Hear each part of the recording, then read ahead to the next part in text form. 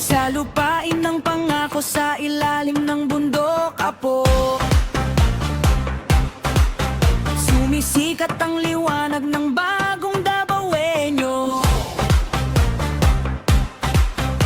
Bitbit ang pangarap, may lakas na nag-uumapaw. Sari-saring kultura sa puso ay sumasayaw.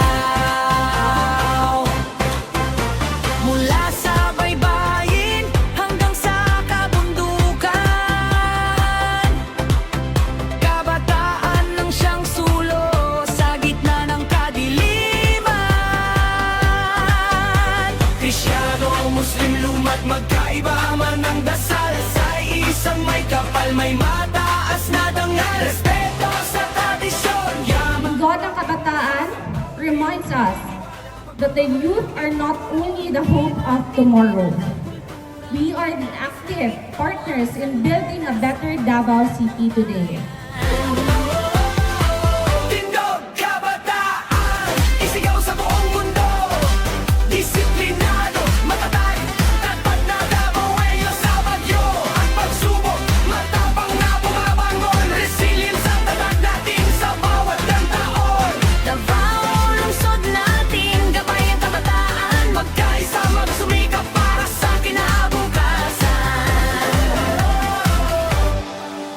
Disiplina sa sarili ang aming gintong batas. Sa pagsunod at pagkakaisa, doon ang aming lakas. Inaalagaan ng lupa, hangin at kagubatan, sapagkat kami ang tagapagtanggol ng kalikasan. Hindi sumusuko, laging handang tumulong. Sa bawat hamon ng buhay, ang pante ang sulong. Isang tribo, isang puso, isang paninindigan. Itaas ang noo, ipakita ang kakayahan. Walang naiiwan, lahat tayo'y magkakasama. Ang lakas ng kabataan ng siyang pag-asa. Disiplinado o matapang, Davaoenyo, kultura at pananampalataya. Ang gabay ng puso ko, linggo ng kabataan. Sa syudad, sa Davao, padayon, padayon, padayon, Davao. Being one with our mission of ensuring that Davaoenyos are empowered, protected, and secure, and gender and culturally sensitive to attain the best quality of life.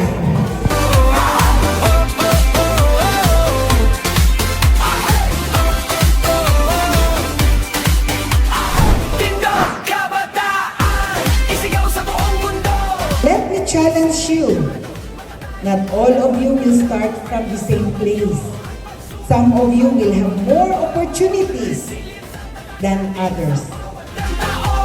Davao, lungsod natin, gabay ang kabataan. Magkaisa, magsumikap para sa kinabukasan. Disiplina sa sarili ang aming gintong batas. Sa pagsunod at pagkakaisa, doon ang aming lakas. Inaalagaan ng lupa, hangin at kagubatan, sapagkat kami ang tagapagtanggol ng kalikasan. Very important no nga naata atong values to listen, because as long as you listen, you learn, and as long as you willing and open to learn, then we will be able to create a more strong kabatanunang Davaoenyo.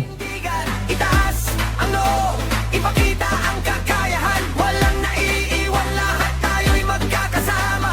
Let's give a big round of applause para sa itong Linggo ng Kabataan 2026.